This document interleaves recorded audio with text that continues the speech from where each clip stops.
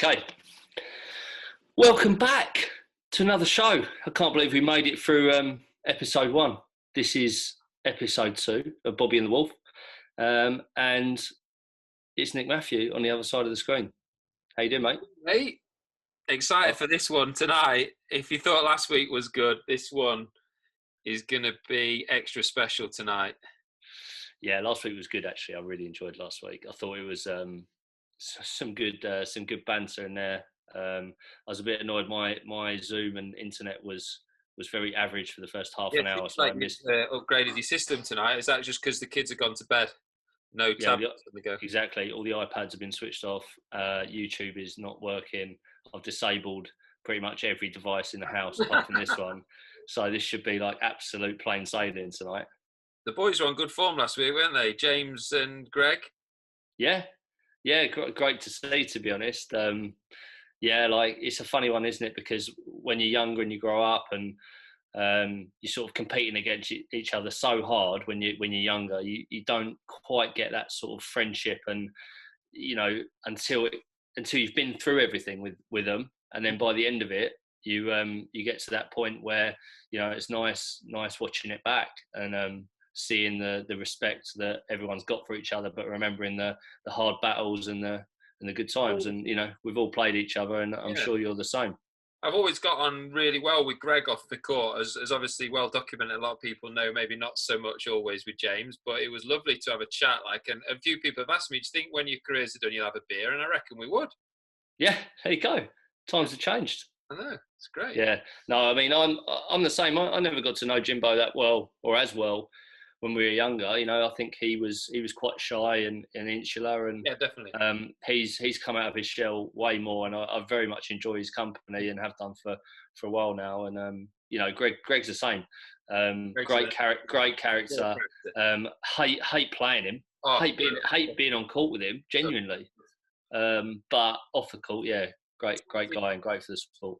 Talking of great characters, we've gone for a slightly different format tonight in that we've only got one guest, but you could argue that we've got two, because this man once said that his greatest opponent was himself. We've got Muhammad Ali. Yeah. So, we have got the legend, the icon, Ramy Ashour, the artist himself, is joining us on Bobby and the Wolf this week. What do you think about that? Well, I just hope he turns up. I mean, like, late, isn't he? He's already 20 minutes late. So, no, genuinely excited. I said to you this morning that I haven't spoken to Ramy like that much off the court in a casual sort of setting. Obviously, chatted to him at squash and what have you, and in awe of him as a player, and playing against him is one of the toughest things you can ever do as a squash player. But excited to get to know him a little bit more, to be honest. What's the biggest thing you're looking forward to asking him? Got some quick fire questions for him. Like, what have we got in the show tonight? Do you want to just run us through so I know what we're? Yeah. So we've got obviously a bit of a catch up with Ramy, see what he's up to during lockdown. Find out a little bit about himself. I want to focus on the positives of his career. I think, a lot's been made of those injuries, but we'll focus on all the amazing memories, positivity. I've got a little game for him. It's not a quiz this week, is it? It's kind of, but not again. Mate, I told you, don't steal my idea. With a twist. Okay. So hopefully my screen sharing will work a bit better this week. So got a little bit of a twist for him there. Then we've got we're going to, obviously, I make no apologies for playing this rally twice. You could play it 1,000 times, that rally of the decade. I'd love to hear his insight into that. Yeah, it was good to hear Greg's last week. It'd be interesting to hear Ramy's this week. And then, of course, the finale itself. We've got Bobby's quiz, haven't we? I'm 1-0 down. You're 1-0 down. I feel you might have a victory in you tonight. I'm not sure whether Ramy will be able to handle some of these truly phenomenal stats. I'm looking forward to asking Ramy? What? I'm looking forward to asking him a little bit about his preparation. For a match?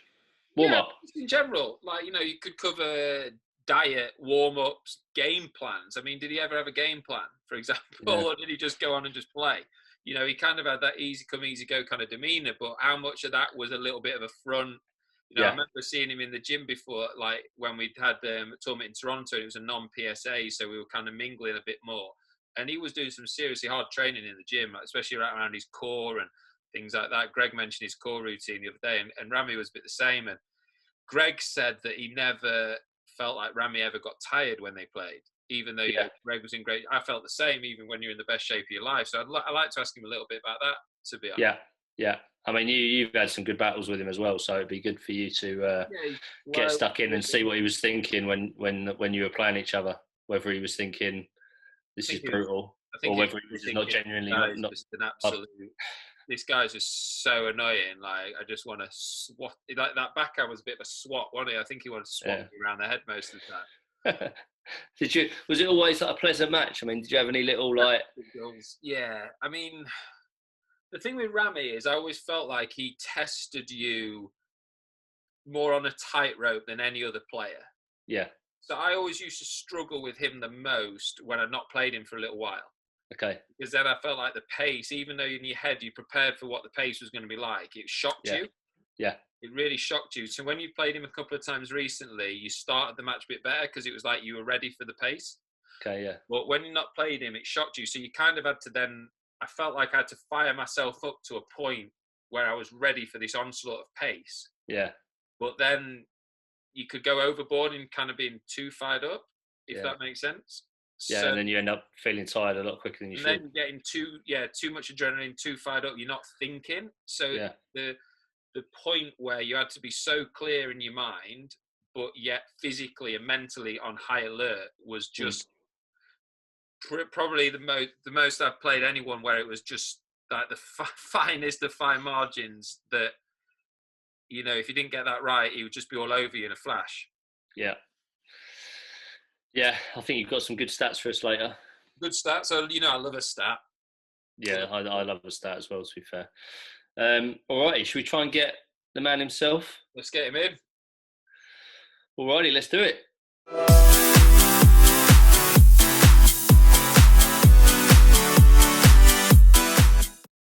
Here he is. Let him in. Should we let him in or should we make him wait a bit? I'll admit him. There we go. It's going to pop up. It's connecting. Here he is. Here he is. Oh, Ramy. Wow, that is cool. How you doing? I'm good. How are you guys? Good. Good, mate. Good. Love technology. Love it. Love it. How's Ramadan treating you? It's actually it's not too bad. That's my first Ramadan after retiring. Okay. So it's kind of okay. I mean, it's much easier than before. We used to train before and after, so it was a nightmare. So now it's a lot easier. Like it's not. I just like you just do sports for the sake of sports and you just break some sweat and that's it. So it's not hard at all. How's Ramadan treating you guys? Yeah. Well. Yeah. All right. Is it different? Is it different with the what are the lockdown rules going on in Egypt? Actually, starting 9 p.m., like from 6 a.m. until 9 p.m., you can do whatever, but after that, you can't go out. I'm actually in Guna now. Oh, you're right. good. Wow. Yeah. I've been here for quite some time. Like the beginning of the month, like last month, I came here for like 2 weeks, and then I went back to Egypt for like a week and a half, and then I came back again. I keep going back and forth. Nice. Obviously, we missed the tournament there last month. I know. It could have been amazing. I kind of run in the morning a little bit, and I always go around where the tournament was, and it's such a beautiful place. It's getting bigger and bigger. Like the Guna itself, like the town itself, is getting bigger and bigger. So it's pretty amazing. Yeah, so that's going to make things difficult. Normally at that time of night, everyone gathers round in the big groups and kind of have a big gathering and night, right? So. Yeah. No, it's a lot more chill here in Guna because everyone is in Egypt, but it's kind of dull in Egypt. It's really dull. Like, no, you can't see your friends after 9 p.m. It was 7 before, so you couldn't go around. You can't see anyone. So it's much calmer here. And actually, I heard the tournament they wanted to postpone it until September, as far as I know. Fingers crossed. Yeah, fingers Yeah, crossed. hopefully. For September. Well, thanks so much for coming on the show. I know you're a busy man. This is episode 2 of Greg and James, your old rival last week, and yourself now. So thank you for joining us. No, pleasure. That's so cool. We're going to pay tribute to you. We want to keep everything positive, like no mention annoying things like injuries, nothing like that. We want to just concentrate purely on all the positive things of your career and what's going on now and everything like that, if that's all right. Yeah. I mean, positivity sounds good. We need it right now. We all need it, definitely. Hopefully this whole nightmare can be over soon. It's stuff. So you're staying in shape? You're training? You said you're going for a run? I wouldn't say I'm staying in shape like Nick Matthew, for instance, but I'm staying in shape. Just for my standards of being in shape is that I just look at my belly and it looks okay. It's not too rounded, as long as it's okay. It's not doesn't look weird. I'm happy with where I'm at. I've got to that point now as well. I've got to that exact state. Yeah. I look at it and I'm just like, it's a bit big now. I need to stop eating and do something. Are your kids are keeping you busy? Yeah, that's about it. I'm sure. Yeah, I'm sure. Yeah. Is your brother with you? No, he's in Egypt. He's in New York. Okay, well that's good then. That's one less bad influence around. 100%. He's doing all the eating for me. I'm trying to do less of that. If you need any good workouts, Nick's got loads on his YouTube channel. I was just gonna say, Nick, how do you manage to stay in shape? Like it's insane. Like when I was playing, I was always trying to be in shape because I would think about you and I'd think about your body and I'd think about all you guys. I'm like, oh no, I have to train more. That's not enough. Until I get injured, and then I'm like, okay, I'll chill now. And then I do the same thing over and over again. But now I only have the motivation. I just want to look good in front of my friends. But that's not really important. So that there's not really much motivation. So how do you do it? I'm just in a better mood if I work out. Me too. Yes. Just like, I just don't annoy my wife as much if I work out. So I just basically try to keep on good terms. Good terms with her. It's a combination. I leave makes sense. For an hour as well. So this is it. That makes sense. No, of course. Happy wife, happy life. That's a great saying. That's a great saying. Great saying.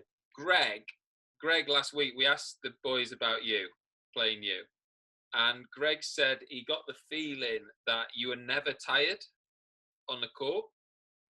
So, and I know some of that might be to do with I know you worked hard. You like to have this demeanor. I know that you were tricking a lot of people. You like to pretend you weren't in as good a shape, but you were seriously fit too. But a lot of it, you also had the fluidity of your movement and the way you played as well. So just talk us through. I remember playing you and thinking the same thing, to be honest. I don't think I ever tried to pretend that I'm not tired. I know what you're saying. I know. You didn't warm up the same like Greg for 40 minutes warming up. You were a bit more relaxed about the whole thing. Yeah. No, but I always trying to, the saying where they say, like, fake it until you make it. Like I always trying to fake as if I'm like, okay, there's nothing. And as the more times I do this over and over again, the more I actually don't feel that tired, or I just kind of forget about it, and I kind of try to distract myself with something else. But if we talk like bottom line, of course I get tired. Of course I was tired whenever I was walking around, whenever I was like our rallies, for instance, me and Nick, of course, me and Greg, me and you, Daryl, like we had a lot of like long rallies and stuff, and that can even happen in the first 5-6 points in the match, and you would feel like you're out of breath. But first of all, I can't really show it to you. That's the first thing in my head. I'm not going to show it. Why would I show it now? Because if I showed it now, that means that I would get affected before you even. I would start feeling like I think from internally, like from inside to outside more than from outside to inside. I want to make sure that I'm keeping my how do you say it? My demeanor, my solidarity all the way. Because that affects me and affects even my facial expressions. The more it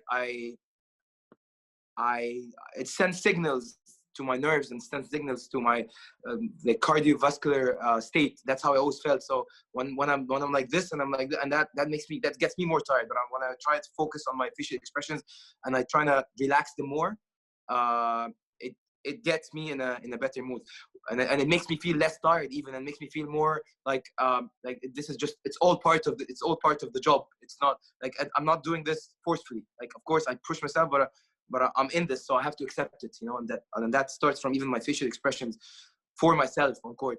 But one thing I actually took from Munich was on court, you never showed the frustration, because I'm naturally a very expressive person. I'm not sure, but I never saw you. I would watch you. I would watch you from outside. I'd watch your matches. Your face, the worst thing that you could do after losing, like, let's say, a long rally is, and then you jump on to the next one. And that was never me. I would like talk to myself, and then I would hit the racket, and like, I'm too expressive a lot. You're always talking to yourself all the time. All the time. Yeah, I do it because I feel like I'm with someone in there. Like, there's someone who has to discipline me, so I have to let it out, and like, it's a bit of a weird thing. But I learned this from you. So I tried to balance it in a way. When I was playing, I tried to balance it in a way, and I would watch you, that you would be like, I'd play you and I'd play like a long run, and then I'd win it, and then you'd be like, and then you still, and you're like, you're the same person. And that was fascinating for me. Taking it. That was very cool. But I like that. That was very cool. I thought that was a huge strength point for you. A huge strength. Yeah, I love that. It's amazing though. So much of it is mental, right? Like, both of you talking about it's all like body language and what's going on up here, and not showing it to your opponent. Like, well, you're calm, Daryl, as well. You're very calm. You're always very, you don't get too emotional on the court either. You were always kind of quite hard to read sometimes on the court. So you got a little bit of that. If the ref wasn't involved, then it was fine. But same for you, I think, Nick. That's what I was saying for everyone. Ramy was quite good at that though. Just what, and then carry on. But yeah.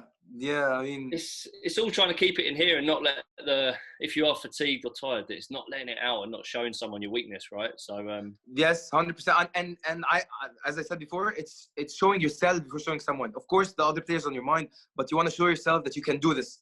Yeah. And then you start thinking about outside, because if I start thinking about the other player too much, I'll break down at some point.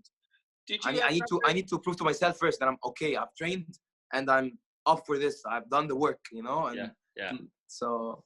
Yeah. Did you ever have game plans, or were you quite free and you wanted to just play your own game? I wouldn't say game plans, but I would. Opponents, or do you wanted to just play your own game? I never wanted to follow something. Like, I never wanted to be like, okay, I'll do this, and I never liked this idea. And even when I used to do it during like training times, I would do it because like it's like we know that the consistency is what gets you to where you want to be. So I would do it as a robotic kind of thing.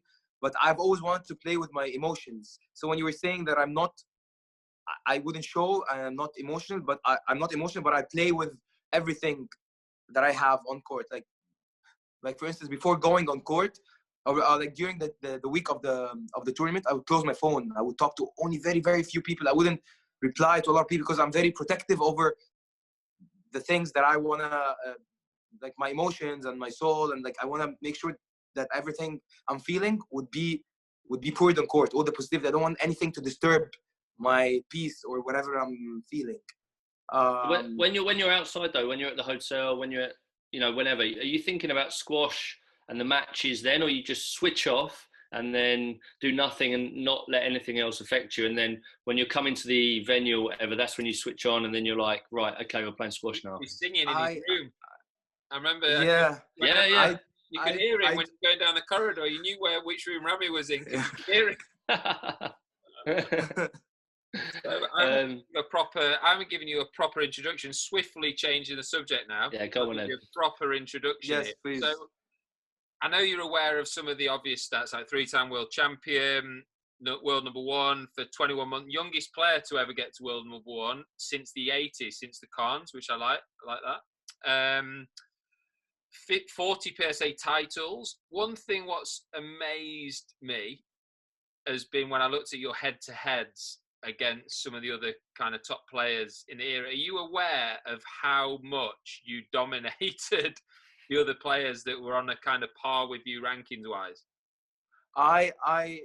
So talking about being aware of things when I was playing, I never used to calculate like even like the points, and I'm not actually sure how does it exactly work up to now. Like I know the idea, but I never sat down and I was like, okay, so if I win this, I'll get there. If I do it, I was never into this. I would just play, go on court, and that was part of not having a certain plan. I would just go in there and I have to figure out. Now I'm in it now, so I have to act accordingly. But I was never one of these people who had things in like scheduled, or as in like knowing the points or knowing the tournaments. I have to play this or that. I was just trying to go on court, and so I never read head-to-heads. Of course, I know some stats. Of course, I know some things, but most of the things I. Thing is, when you win every week, and then you pretty much guaranteed to get number one, aren't you? So it's like I just concentrate on winning, and when I've won, the rest takes care of itself. Yeah. Go on, Nick. Nick's got some interesting ones. So if I said there's myself, Greg, Shabana, James, and Mohammed, you had a positive head-to-head against all of us. But who do you think was the head-to-head the closest with out of those? So me, Greg, Shabs, James, Mohammed. I think Shabana. Yeah, Shabana. So Shabana, right? You beat him 57% at 12-9. Was your head-to-head with Shabana. Okay, yes. Then me, it was 17-9. I looked at it, and you beat me 17-9, which is 65% of the time, and I thought, flipping it. I thought I did better than that. But then I looked at Greg's and James. So Mohammed 8-3. Greg was 27-8. And James was 24-5. 24-5. So you beat James 86% of the time, which is, everyone said that I had a good record against James, but I think that's even better than mine. Yeah. So you had a big one against him. I think that's remarkable, though, when you consider all those players, but your head-to-head is so clear. I mean, I've got Daryl. It's ridiculous. Daryl Selby, 3-0. 3-0. 3-0. We only played 3 times. 3 times. Yeah, 3 times. Oh, wow. Best one was in the Worlds. A Wadi Dagla. You had a good match. I saw that one. It was a good match. Yeah. What was the score? You can't remember. Played so many times. No, there's nothing wrong with that. I'm fine. It's only what was the score? It was 3-1. 3-1. 3-1. Okay. I thought for some reason I thought we played more than that. I don't know why, but okay. No, you absolutely chopped me in China on a backcourt. Free love. We actually played the British Open first round when I was like 9 or 10 in the world. Okay. I drew you first round, and we played, and it was like 3-1, 14-12 in the fourth to you. But I'm pretty sure you like rocked up about 2 minutes before we were meant to play. Like literally, everyone's like, "Has anyone seen Ramy? Has anyone seen Ramy?" You I came. Yeah, I know. I used to do this. I don't know. It was very interesting. Actually, that was one of the interesting things. Like, so just for you guys to know, like now when I talk to you, I feel like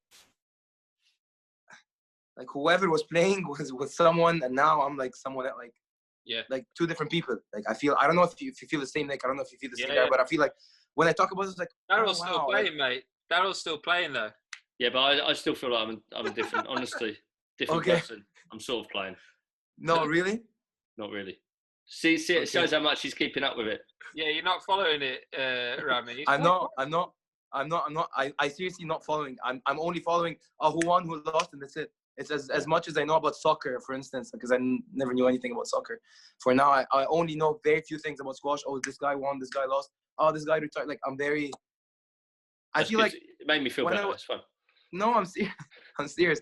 When I was playing, I was so in it that it was too obsessive. It was too obsessive. It was taking over my whole life. I like myself a lot more right now. So talking of turning up for matches late, 2012 British Open final, we played in the O2. I remember hearing a story, and obviously because I was playing, I didn't care. I was like, I don't care. He can turn up 3 hours before. He can turn up 2 minutes before. It doesn't bother me. I heard a story that you missed your alarm and you only woke up like half an hour before the match or something like that. That happens all the time. That used to happen all the time. I can't remember that. I had like bad alarms. I was not good with technology. I don't know. There's something wrong with me. There's definitely something wrong. But I used to do this actually in the very, very beginning because I thought that would take the pressure off me. That I would sleep like 45 minutes, 1 hour right before the match, and I'd wake up and I would sleep like an hour or two before the match, and I would wake up right before the match, and I would just get there right when I just warm up very quickly and then go on court. Everything happens like as friskly, if I would say, and I wouldn't get the chance to think too much about who am I playing with, what's gonna happen, what's the head-to-head. I didn't want to think about all these things because I was trying to protect my peace as well. I just want to be. I have this thought, I have this feeling about like hitting nicks or hitting like perfect drives or perfect cross court, whatever, and that's the thought which is on my head, and I don't want to disturb anything else. So sleeping, I'm not gonna think about anything which would put pressure on me. When I wake up, I'll just do everything. So I'm like doing things. I wouldn't get any time to sit and think too much. But after I got a lot of injuries, I had to sit down and I had to take time and I had to take care of my food and I had to make sure that I'm alert. Every piece of my body is alert and everything is firing and I have to warm up. I got to the stage that I was, but that was, I mean, yeah, that was obsession as well because that was out of fear. I used to warm up for like an hour 15, like just warming up. But that for me, that was unhealthy for me. That was too much because I was so scared going on court. So the whole thing took a toll on me for sure when it comes to injuries, preparations, and I went from extremes from not doing any warm up or barely doing like a couple of jumps and storming on court to warming up for like an hour and a half, and I would literally go on court even tired, you know.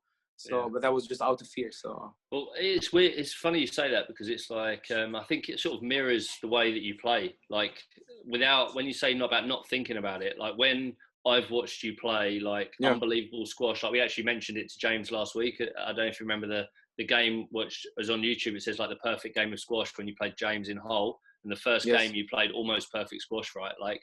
To me, that looks like you're just playing instinctively. Like it doesn't look like you're thinking. It's just everything is natural, reactive. You know exactly what you're doing. You're so in the zone.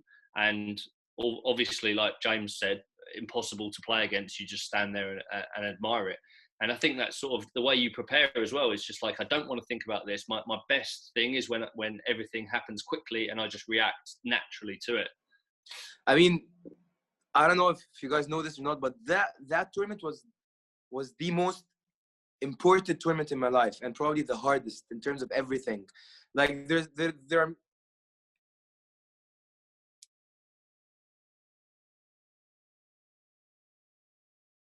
so just tell us. You're telling us about the British. Why that will? You can tell us this, and then I'm just going to share you a couple of videos, and then Daryl's got a bit to finish off, so it won't be too much longer. Okay, sure. But yeah, why was that important? I'm interested to know why it was so important for you, that British. Yeah, because I was having, like, without getting into too much detail, but I was having a huge fight with a huge entity in Egypt, which was very close to me, which was basically my club, actually, in Egypt. And I had to, for me, that was the only way out to actually win and to bring back my pride, because it was a matter of pride and it was a matter of a lot of, like, it was very, I don't know how to say it, but I was treated in a very bad way, and that was the only way for me to have, like, just bring my self-respect and my dignity back to myself. That's how I felt, and that was reality, actually. So for me, winning that tournament wasn't just about winning a tournament or playing other players, other contenders. It was a lot more than that, and it was a real master scene in my life, a huge master scene. You were the first Egyptian to win the British since 1966 as well, so that was obviously a big thing as well. Yes, of course. That was huge. It was such an honor, honestly. Like, it's a huge honor. Yeah. So yeah. All right, so I'm gonna try something now. So your saying that you always put on social media was "Wish me nicks," right? Yeah. So where did that come from? I don't wish me luck, and I was like, why wouldn't we wish me Nick? Why don't we still wish me Nick? Like, it's related to us, you know. Like, it's good. So I'm going to go on that. So you would say there was yourself and Jonathan Power were the two most deceptive players that I ever played. and I would say you edged it because you had a bit more snap, probably, and even more variation in your locker. I would say. Pal be fuming right now. Power He's was watching. ridiculously deceptive, but It's gonna hate me now. Ramy just had an extra something on each shot. So I'm gonna show you now. I'm gonna try sharing the screen, and I want to know if you can read yourself. So, what shot? I'm gonna pause a couple of videos, and I want you to tell me what shot you're about to play. You might remember the match, which is, but I wonder whether you can read your signals and just see how hard it was for us. Oh, that's fun. Just see how hard it was for us idiots to have any clue where the ball was going. Let's do it. That's fun. I like that. Yeah. Great. Let's show you. It should come up, Ramy. Can you see that, Ramy? Yes. All right. So the rally's going to pause just before you hit. Right. I get it. Okay. So, ready? Where's he going? What shot are you about to? I'll ask you as well, Daryl. No, this is you showed me this one earlier, and I got it so wrong. I did show this one earlier. So I won't guess because I know now. Drop shot cross court. Oh, that's what I went for. That's what you're showing, isn't it? Yeah. That's what I want. That's what you're showing signal wise. Let's have a look. So win the Knicks, but you can also win the rally with a basic straight drive. I would have never guessed that. Really? I've never thought of. I was gonna be like cross court, but that sounds like anyone would do a cross court, but because I was like in an attacking position. Yeah. Okay. All right. Wow. So, Ali reads the game. Ali reads the game well as well, and Ali reads it as well. Yeah. Okay, another one coming. Here we go. Okay. You got this one? Okay. He's already smiling about that one. What shot you about to play here? Oh my God, guys, this is hard. Same position basically as the last one. Do I have choices? Do I have options? Do you want me to give you options? I'll give you options. Okay. Mohammed looks nice and balanced there. Anyway, cross court drop shot this time. Oh. Yes. Yeah. Yes. Oh. That was a wish. Got it. Yes. Okay. Because that was the last match I played, so I should remember any of this. Yeah. Playing very well that tournament as well. Yeah, that was a good one. All right. Keep going. I like this game, man. Yeah. I like this game, guys. Good game. This is fun. Oh. No way. My YouTube. Ivan. Safari quit. Unexpected. Just go on. You sort that out, Nick. I just want to ask about that last tournament, that grasshopper one. Like, yeah, you beat everyone so convincingly. What, like, you had a good feeling going into that one, or? Yeah. I actually there's a lot of stories. There's always a lot of stories. A lot of stories, man. There's a lot of stories. Yeah. I'll briefly tell you a couple of things. I was in New York, and I lost to Ali. Actually, no, I first, like the year before, you remember the year before when I was very sick, and I went to China and I won the tournament, and then I got sick. I went to Hong Kong and I lost first round, and then I went to the World Championships. Yeah. And we won it, which was good. And then right after I finished the World Championships, I went to Tour of Champions and I lost to Ali. And then I lost in Chicago. I got my hamstring got pulled in Chicago against Tariq Momin. Yeah. And then I wanted to, like, I was dying to actually like win the tournament. I've been feeling my hamstrings for quite some time, and I really want to do well and start. And I went to New York mid-December, or like right after the Worlds, mid or end of December, 20th December something. All the way, like I always go to New York around November, December until like the summer. So I went there and I played the Tour of Champions.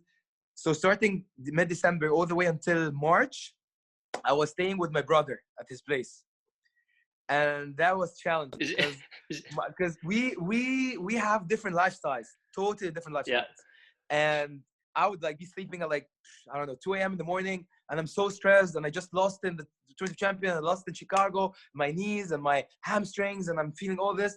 I'm like like literally like dreaming about like playing. Okay, I was like, okay, that's my only chance. Grasshopper, I have to do something. I have to do it. And then I would hear like 27 people coming in to a one bedroom that I'm sleeping in, you know, and he's like outside and there's like a party and I'm like, oh my God, what am I gonna do right now? And I would leave. I would literally like, Hisham was like, Hisham, I can't do that. I'd leave and I'd go to a hotel, like a hotel next door, and I would sleep there. Wake up in the morning, get my laundry from his place, and like the next morning it's not gonna be that, I can't like be like at 8 a.m. in the morning because I have work. I'm like, oh yeah, everyone wake up. I have to work. I need like to make breakfast and stuff. So I would just like get my laundry from downstairs and go to the court. I'll play, and then I would come in the afternoon. God knows how many times that would happen in a week or two. But it was a very challenging time. Oh, Hisham. Because Hisham starts work at like 3 or 4 p.m. Yeah. Like coaching. And I would have to wake, and he would wake up like 12, 1, whatever. But I was like, now I wake up at 12 and 1. But before I couldn't do that. So, he could hit some nicks as well, couldn't he, Hisham? Oh my God, he's good, man. He's good. He's so talented. I think he's one of the most talented people I've ever seen in my life. Honestly, the way he touches the ball and the way he moves and his presence on court is really good. Yes, the Mizuki thing and just everything. I played him a few times. We're the same age, and I actually said that on my other podcast with Pili. I said I put Hisham up there as one of the most talented players I've ever seen. He is. With a racket and stuff as well. He's ridiculously good at with you. But yeah, he's ridiculously good at the racket feel and at making accents. He's good at making accents. Yeah, that's true. He's good at these two things. He's good at. As well as we saw at the Ram tournament. Right, got one more, guys. One more. Okay. Oh, he's got one. Okay. It's 1-1. Ramy needs this one. One more needs this one. Ready? Is this different from the last one? Oh, it's a new one. Okay. Oh wow.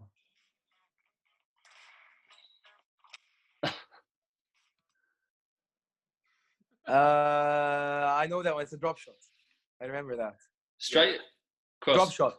I went for a drop shot. Oh, actually no. I did like 3 times. Oh my God. I think I did another. No. That was another cross court, and then the last one was a drop shot, right? Yes. Oh. No, my God. No. Okay. There he is. Okay, I'm too bad. I thought I did it twice. First one. That was the first one. Nice. Oh, okay, and that was the second one. Okay, right. I thought I did it twice. Okay, my bad. Thanks for coming. Nice. So, so I only got one right. That's not too bad.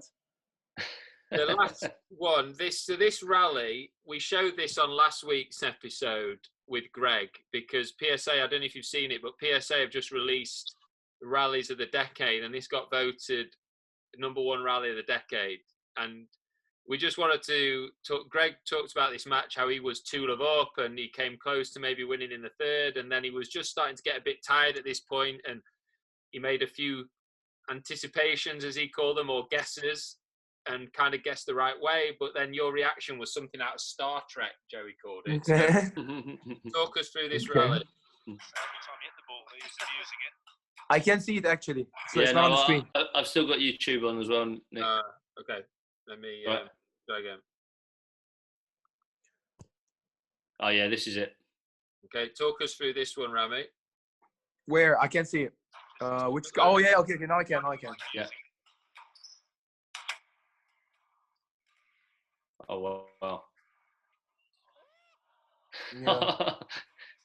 Greg was saying he guessed a few times as well. Absolutely ridiculous. I guess. The reaction. So I've always dreamt. I mean that the whole match was it was really hard. I was very stressed, and I really wanted to. I was really stressed, and I felt like okay, I'm actually losing this, and I just wanted to stay in it. You know, guys, when you feel like okay, at the beginning of the match you're so in it, and you're just trying so hard, it's not working, and then midway you feel like okay, this is actually getting out of hand. So why don't you just try to stay in it a little bit longer? Maybe something would happen. Like just grind and dig deeper and just trying to stay in it, and start focusing on actually the fact and start accepting that you can lose, but you still want to win. But you can start accepting that you can lose a little bit, and that takes some pressure off you. And I think I think Nick is really good at digging. I've seen that a lot with you. You dig in there, even when you're down, even when, but regardless of definitely. what's the, how much down you are, what's the gap, whatever. You're so like, you keep going in a, like, I remember myself, if I'm like far away, it would appear on my face even. Like, you were so clever at this. You would dig, and I've seen you at so many situations, so many times. You would come back. You would dig, and everyone would be like, "There's no way," and you would come back, and things would even up. Regardless how, like, I don't know how do you actually make it happen, but your movement would still be the same. Your body language would still be the same, and that for me is very impressive, because that was something I lacked, and watching you a lot. I got that out of you. I took. I'm sure there's. I think we exchanged a lot of things, me and you, Nick. But this is probably the second thing that I remember from this session that we spoke about. And like I told you about the first thing, and that was the second thing that I took out of you. You would stay consistent, even doesn't matter how bad the match is, what's the gap, you're the same person, and that is amazing. We had that match, didn't we, in Saudi, when we were both trying to get to world number 1 for the first time. Yes. Back end of 2009, and I read a stat. I like this one. It was your only match in your whole career that went over 2 hours. Was that match? Yeah. I remember at the end we had sweat. It was so humid. The sweat was literally coming from the soles of the shoes. And both of us couldn't stand up in the last few points, and we're both saying, "Ref, like we can't move." And the last few points was like ice skating, wasn't it?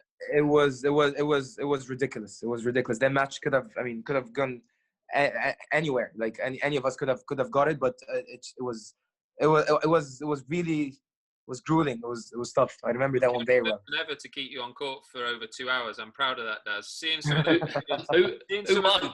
He won. I'm still proud of it. That was crazy. But listen, so talking about the other one, the match, the guitar thing. Yeah. And so that the whole match was really hard, and I felt like, okay, I have to start accepting losing so I can take some pressure off myself. And I did that, and things started easing up. And the night before, I kind of dreamt about doing this thing. I kind of remember that I wanted to do this thing. I was like, guitar, music, and I was a bit obsessed with music. I've always been. And I was like, why don't I do something like that? Would be so cool. It was so weird, actually. And the next day that happened, I was like, okay. And then and the bulb just like lit up there right that second that happened, and I just did it. And that's why I did it. And because it was already in my head. Did you like the nickname, the artist? Did you like that nickname? Because you had a couple of other nicknames, the Maverick at one point, and you liked it though. Yes. I think it kind of works. Yeah, I think it's a good one. Yeah. Nice. Definitely. So Daz, on to you. You got some quick fire? Or Yeah. No, it's a couple of quick fire ones. I'm interested by this. I've got like 7 questions. Just quick questions. So let's do it. Best performance, best match you feel you ever played. Just one that's straight in your head when I say the best you ever played. I would say it's between James and Shorbuggy in James in the British Open and Shorbuggy in the Grasshopper. Yeah. I would say between both of them. It's a tough one to actually. No, two's good. I would say James. If you had to pick one, I see the James one. Yeah.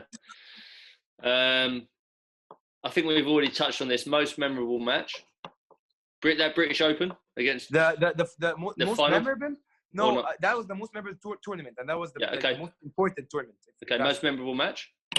Most memorable would be I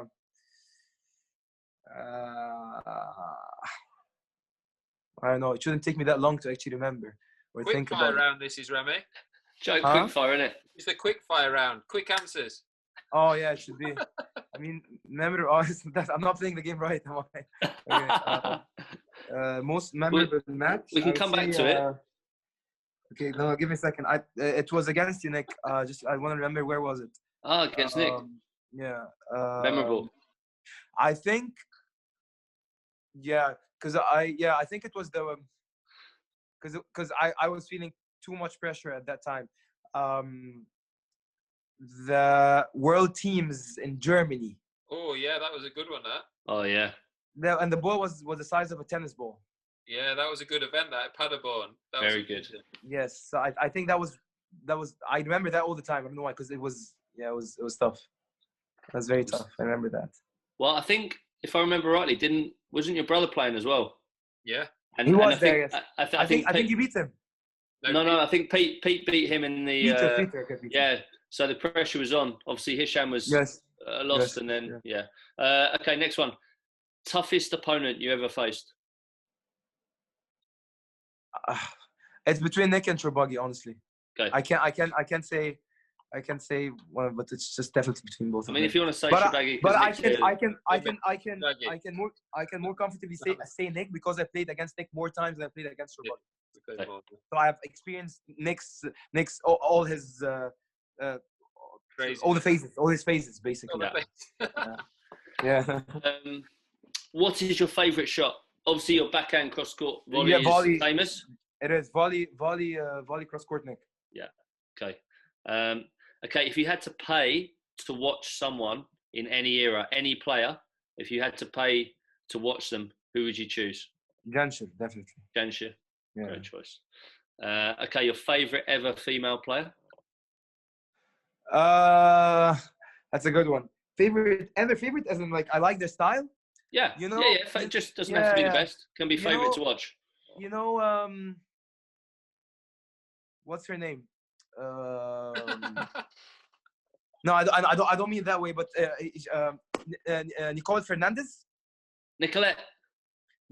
I like how feisty she was and how she do some amazing dives. Dives, and I enjoyed watching her. I enjoyed seeing this side of her coming out. I don't know why, but I enjoyed watching her. That's a great answer. Right there, Daryl. That's the teaser clip. Yeah. Real there. I could say I never would have got that. But okay, last one. Did you have any squash inspiration? Did anyone especially inspire you? Yeah, a lot actually. I was inspired by Barada at the very beginning when it was coming up, and Barada and Janshir, obviously, because they were playing at the Haram tournament, and I was all about that. And Peter Nicol and Jonathan Power, my brother, and then Shabana. Yeah. Some good answers there. Yeah. Not quick fire, but great answers. Great answers.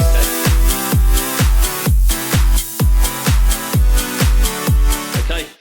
Last 5 minutes, Nicholas. Yeah. Bring it on. Do it. Okay, we have a little section, Ramy, called Bobby's Quiz, which is a quiz I do just to break it up and not like have everything talking about squash. So we just have a little bit of fun. You go head to head with Nick, and I'm the quiz master. One more time, Ramy. Come on, one more time, head to head. 5 questions. I know. I have to take off this one. I have to put my quiz master hat on. I lost last week. James won. Oh, I don't have one. Safety first. What can I put here? I don't know. Have you got anything? You can join in. Oh, wow. But safety first. All these toys. Okay. Yeah, I know, mate. I know. The crowd love it. I do it for the crowd. Nick, you concentrating or not? I'm just getting in the zone, mate. Okay. So, Ramy, there's 5 questions. They're all very impossible to answer. So I would be very, very surprised if you get the exact answer. So it's just whoever gets the closest. Whoever gets the closest, all right? Question 1. The average daily time spent on social media by anyone that is registered as a social media user. So whether they're on Facebook or whatever, any time. And I want it in minutes. So it's the average amount of daily time. So the average amount of time that someone spends on social media per day. I know that it's between 5 and 7 hours, as far as I know. And that's like average. The average, but in minutes? Not in Egypt. World. Like I stay on social media a lot. I like social media. Yeah, me too. Man, I don't know. That's a tough one. I don't know. Nick, go first. I'm gonna go 180 minutes. 3 hours. Okay. That's a good guess. Okay. Ramy? What's the next one? Do I have to say minutes as well? Yeah, minutes. So what are you going to go for? You're going 5 hours? Like about 500 or so. Okay. Nick's closer. It's 142 minutes. Oh wow. So 2 hours 20. 2 hours 20. 2 hours is an average? Average, yeah. Obviously, My some phone, more. my phone always tells me like 7 hours, 8 hours. Mine's my daily average for this week came up 7 hours 45. I have to throw it in the toilet, and then it goes, your daily average was down by 1 minute. So, Ramy, yeah, you got me and you right. Okay. Okay, 1-0 to Nick. Number 2. Do you guys know what pi is? Yeah. Pie? Yeah, as in the... Like a pie? Like a food? No, like pi as in 3.14. Yeah. You know what that is, Nick? I do, indeed. Yeah. What is it? It's like 3.1482 or something. Yeah, what is it, though? What's it measuring? What's it measuring? Oh, I don't know that. Can I Google that quickly? Okay. Yeah, you can actually. Google what pi is. It's not part of the question. What is it called? PI. It's basically... I had to look it up. Ramy's gone to Google it. The ratio... It says PPI drugs. It's the ratio of a circle's circumference to its diameter. Just have to check that. Right. Anyway. Relevant to the question. I'll get there in the end. Irrelevant this week. Yeah, no, it's not. This isn't quickfire. We've realised this is not a quickfire anything. Producer price index? No. Can you see? No. Ramy, it's basically it's a number. So it's like it's an infinite number that's okay. It's to do with maths, but it's basically 3.14. Okay. It's a famous like decimal place. Anyway, what's the world record for someone memorizing how many places it goes to? So it's like an infinite number of places. So it's like 3.14679, however many. So someone's memorized it, but how far along the chain have they memorized it? So how many numbers have they memorized? Wow. Yeah. I'm going to give you a clue. It's in thousands. I'm going to go like 10,000. 5,000. 70,000. Wow. 70,000 places. It's a Guinness World Record. Took 10 hours. I feel like I don't even want to take that point because we're so far off. I know. No, that's the point. That's the point of the game, to be honest. This number 3 should be Ramy should know this one. Ahmed Gabr, he's Egyptian. He holds the record for the deepest scuba dive in seawater. Okay.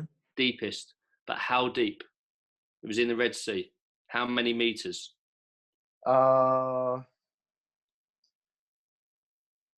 70 meters, 60 meters. Nick? It's got to be a lot more than that, isn't it? How much more? How many kilometers? 120. 20. 120. Yeah, Nick takes it. It's 332 meters. 300? 332 meters scuba dive. Wow. Ridiculous. Okay, the questions are getting more ridiculous as well. You'll love this one. The most dogs attending a sporting event. It's from a famous thing in America called Bark at the Park at the Chicago White Sox ground. It's called Bark at the Park. How many dogs attending an actual sporting event? Oh, Nick. The baseball stadium, it's going to be like 25,000. Okay. It's quite a lot of dogs. 25,000 dog? No. I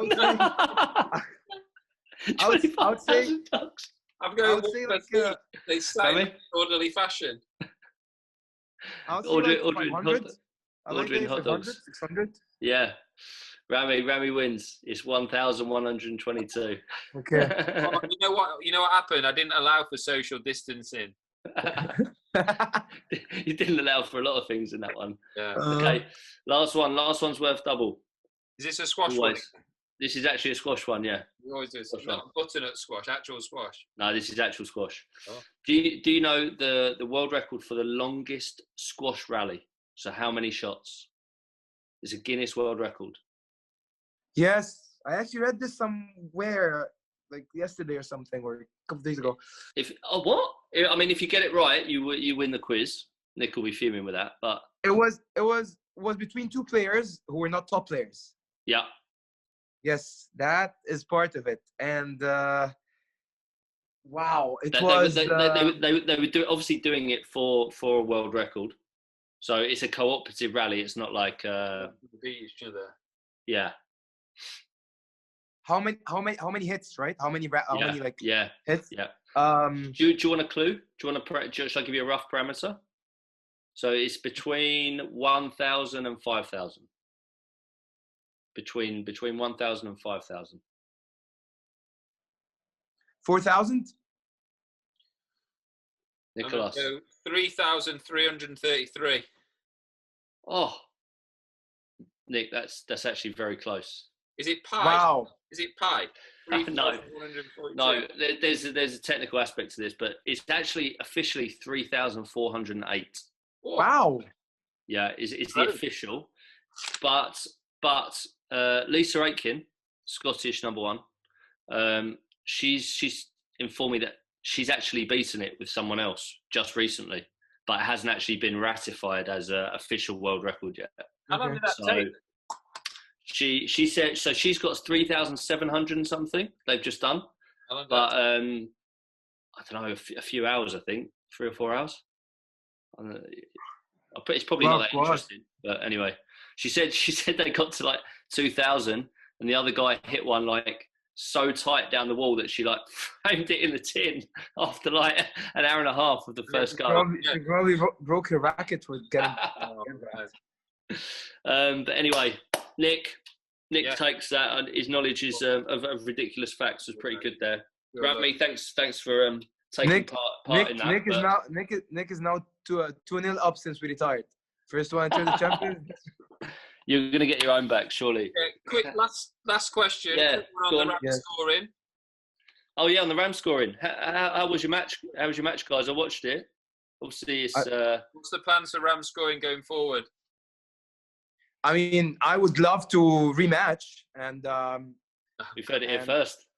It's oh my God! Look at this guy now. Look at this guy now. He's gone training again. I've got to train.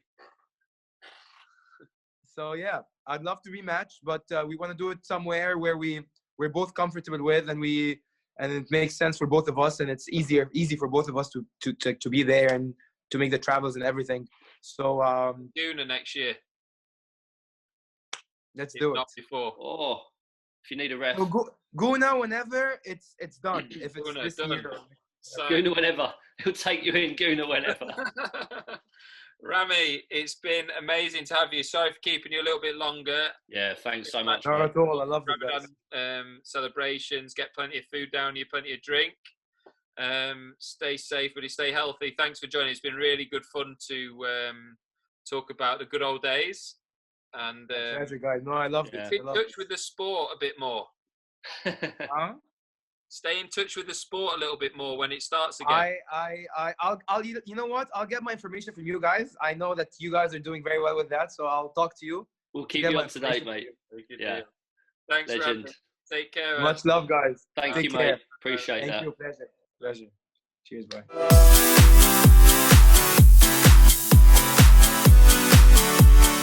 There he is. Like the enigma is, he's gone. Mate, that was good, wasn't it? Yeah, that's great. Great speaking to him. Great speaking to him. Like, so interesting.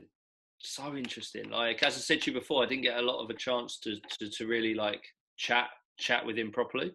Yeah. So to really like delve into a bit of squash and just you know, just anything from his perspective is interesting. It's amazing, isn't it? You know, you have a rivalry and you play someone and you don't actually get to know them really at all because of exactly those things. And yeah, hearing some of the, you know that there's that respect between you, but then hearing, it said as such and all those little things that were going on in his head, it's fascinating really, because you kind of live those same moments, but from a completely different perspective. So absolutely. Yeah. I mean, that is, I think he doesn't really necessarily always,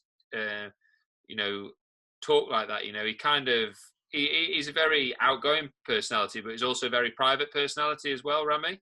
Yeah. So yeah, great to have him open up there. I don't think he quite grasped the quickfire round, but it was more fun for it.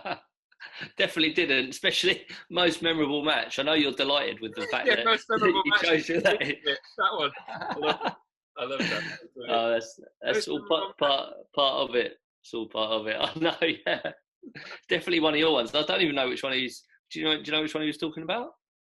I mean, I can only think. Oh no, yeah, he said Germany in the end, didn't he? He got there, yeah. He did, yeah. Saudi, I would have had down as our best one because was there not something very controversial in that the World Teams one? Where didn't he? At the end, I was being my usual, refusing to accept defeat. I thought his ball was down or something, but the Saudi one was ridiculous. I mean, when you see some of those winners that he hit, to keep him on court for over 2 hours, pretty good effort, to be honest. I must have done some serious mileage that day. Feat in itself, that, mate. Feat in itself. But next week, what we got? Great to talk to him. Yeah, what we got next week? That is a good question. Are we revealing guests now? Have we got confirmed guests? I think they're confirmed. Switching tack a little bit.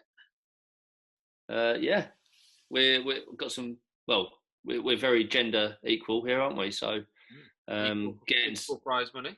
Getting some great female players on from both retired now, but Jenny Duncalf and Laura Massara next week. So obviously they had some big battles when they played, but obviously played on the same team a lot of the time as well. We'll have to make sure Danny's not in the background. Hopefully they'll have some more stories, like Ramy's story. Ramy's TOC story about you. Still wait. You have to tell me that one off air. Absolutely, stitch it there. But no, again, I have to say, thoroughly enjoyed that show, and yeah, looking forward to next week. Thanks for joining us, everyone. See you next time. Bobby and the Wolf. Enjoyed it. Let's get the outro music going again.